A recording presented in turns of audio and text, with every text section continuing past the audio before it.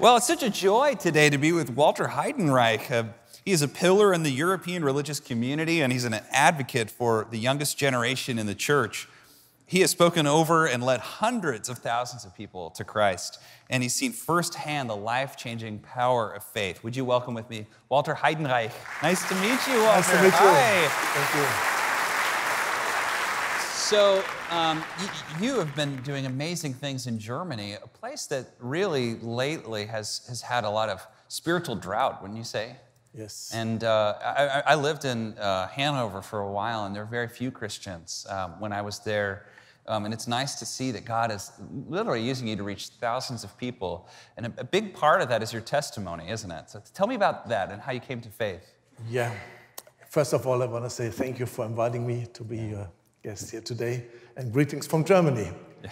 And I grew up in an evangelical church. And every Sunday was a very boring day for me. A lot of laws, don't do this and don't do this, and it was not allowed to laugh in the church.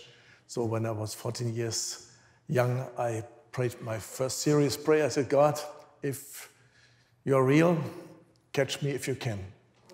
And then I left church, I left the... But just to pause, that was a real prayer, wasn't it? Yes. It was, Lord, I'm walking away from you, Yeah. and if you're real, you need to come get me. Today, I think so, this was my first real talk to God.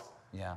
But for the next 10 years, nothing happened, and I ended up as a drug addict, a broken person. I was involved in Indian mysticism, in occultism, many things like that. I traveled a lot in Europe. Mm-hmm. I lived in the big cities, Amsterdam and Rome, so no one came and told me there's a good God, and God is in love with you, things like that. Mm-hmm. And after 10 years, I was so broken. I was really broken, and I sought to commit suicide. I experienced some of my friends, they passed away because they took an overdoses of heroin, things like that. Mm. Some of my friends, they said, you are the next. And I did not know you're going to be the next to die. Yeah, the next to die. And I didn't know what to do. And I thought, I need change, but I don't know how. And one night I organized a drug addict party, and surprise, surprise, the Holy Spirit showed up, God's love showed up. So wait, you organized a drug addict party. Yes. What was that party like? And then how did the Holy Spirit show up at a drug addict party? I lived in a community, and from time to time we invited people from all over, and they brought different kinds of drugs, cocaine, heroin, LSD, things like that. And it was a real mess this night. And I really found out I could not get rid of those spirits who I invited in my life. And so out of nothing, I don't know how it came, I started to pray.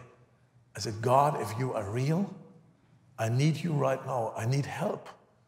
And the Holy Spirit showed up, and I experienced the presence of God, the love of God. I felt I was baptized in the love of God. Yeah. And His peace showed up, and I realized I'm free from my addiction.